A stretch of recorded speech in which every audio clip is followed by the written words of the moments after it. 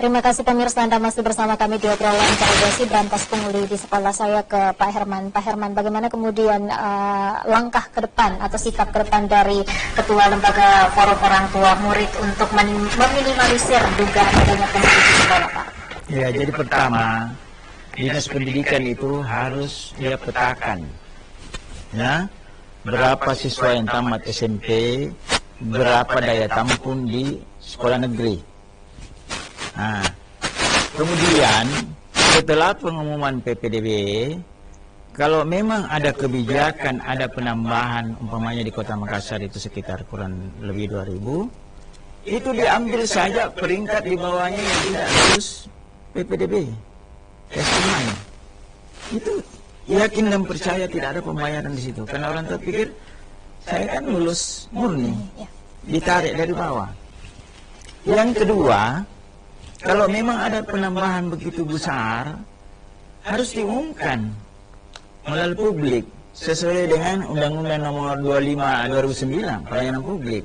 Diumumkan bahwa ada penerimaan tambahan siswa baru.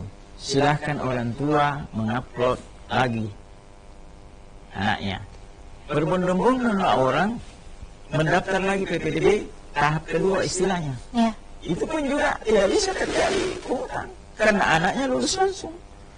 Tetapi kalau ada kebijakan penerimaan sembunyi-sembunyi seperti yang terjadi tahun ini, seperti terjadi di SMA 1 sampai 44 kurang lebih per kelas, SMA 5, SMA 21, SMA 9 itu 44, itu yang lain itu 40.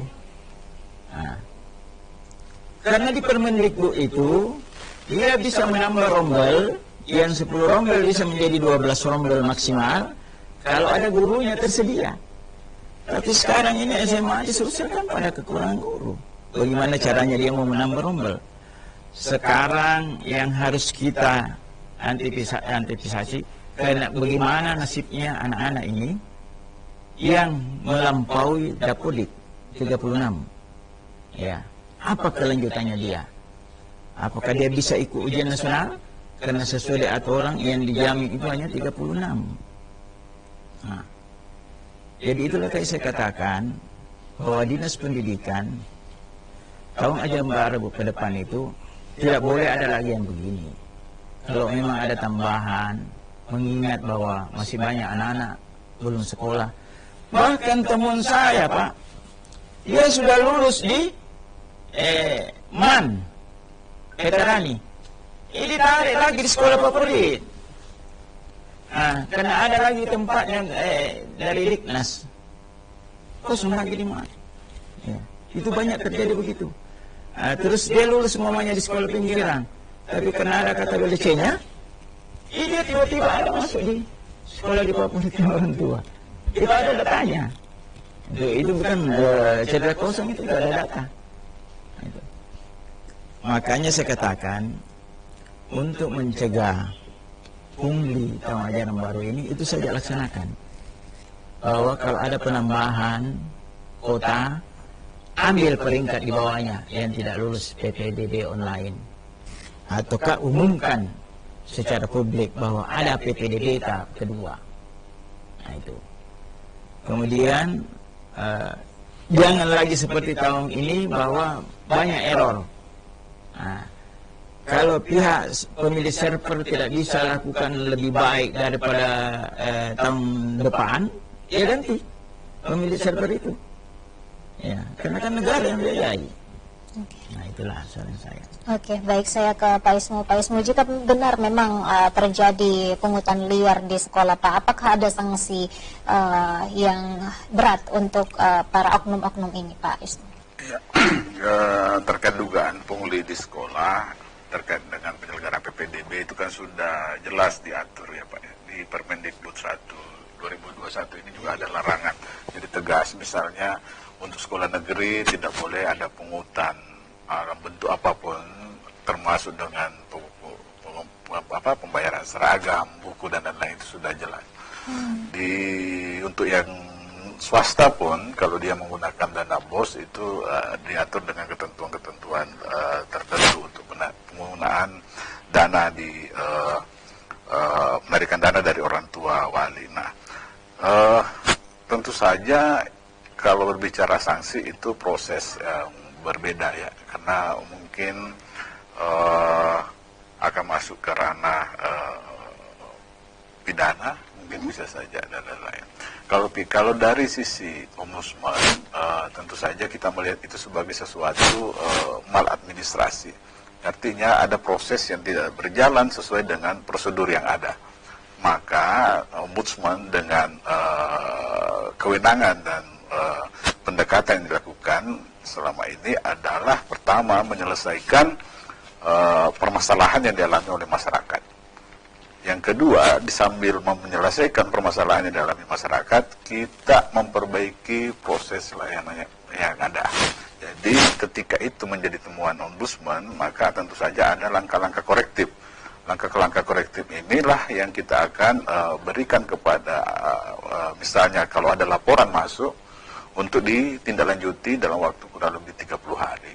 Misalnya, ketika itu tidak dijalankan, maka secara otomatis akan berlanjut ke pusat untuk dikaji oleh audit respon, resolusi dan monitoring. Output terakhirnya adalah rekomendasi. Nah, salah satu isinya bisa saja direkomendasi itu adalah mengevaluasi terhadap mungkin personil orang-orang yang terlibat di situ. Apakah dia dari unsur penyelenggara dan lain-lain. Karena berbicara pungli itu pasti mau tidak mau setidaknya ada dua sisi, ada sisi supply dan demand, ada masyarakat dan penyelenggaranya. Karena tidak mungkin meskipun sekolah harus bayar gini, tapi kalau tidak ada yang bayar kan tidak terjadi juga. Jadi memang harus ada dua sisi. Jadi berbicara edukasi, pencegahan dan lain-lain, kita harus melihat kedua aspek ini. Bagaimana di sisi sekolahnya kita perbaiki, di sisi penyelenggaranya, operatornya kita perbaiki, tapi di sisi masyarakat juga kita edukasi. Jangan tadi karena ada kepentingan yang saya sebutkan di awal, kemudian menerobos segala cara. Kan pendekatan-pendekatan yang bisa kita lakukan adalah misalnya tadi yang ternyata misalnya pemalsuan dokumen kependudukan misalnya. Kalau itu terjadi maka itu kan bisa masuk ke ranah yang lain gitu. Nah, terkait PPDB ini juga menjadi persoalan, misalnya kalau proses yang seperti yang kita rasakan di ombudsman sekarang, ketika kita ingin menarik kembali murid yang sebenarnya berhak di situ, ini menjadi persoalan karena mungkin dia sudah terdaftar di sekolah lain. Gitu. Jadi apakah dia mau kembali ke situ atau bagaimana? Ini akan prosesnya berbeda. Jadi lebih baik memang kita mencegah. Nah, tadi kita berbicara sistem, kita berbicara regulasi, kita berbicara situasi dan kondisi yang memungkinkan. Nah, persoalan yang tidak selesai di negara kita ini tidak hanya di Sulsel, tidak hanya di Makassar adalah apakah sistem bisa membentuk perilaku ataukah sebaliknya perilaku yang membentuk sistem. Apakah aturan-aturan yang ada mulai dari Permendagri, mulai dari Permendikbud, mulai dari peraturan gubernur, peraturan wali kota, Permendik dan lain-lainnya itu sudah dan lain-lainnya itu sudah bisa memastikan bahwa ini pas, tidak bisa lagi ke kiri, tidak bisa ke kanan lagi. Apakah sudah bisa membentuk perilaku seperti itu? Termasuk di sisi masyarakatnya.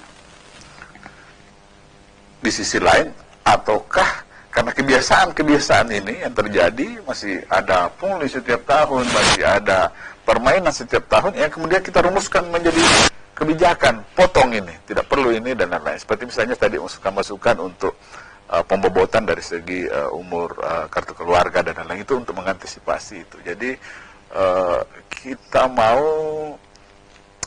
kita tidak seperti pemadam kebakaran, menyelesaikan kasus, kemudian tahun depan ada kasusnya lagi. Kita mau ini betul-betul sudah bisa dimitigasi sejak awal, sudah bisa dicegah sejak awal, sehingga kalaupun ada yang tidak selesai itu kita tahun depan baru perbaiki. Tapi yang jelas secara konkret bahwa apa yang menjadi permasalahan secara real itu bisa diselesaikan dengan aturan-aturan yang ada. Karena kewenangan provinsi ada untuk itu.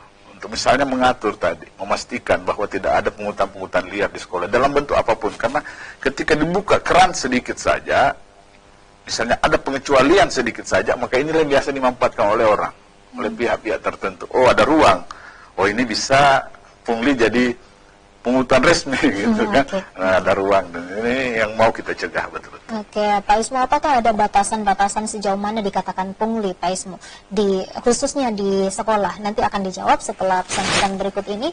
Pemirsa tetap bersama kami di obrolan Karibosi.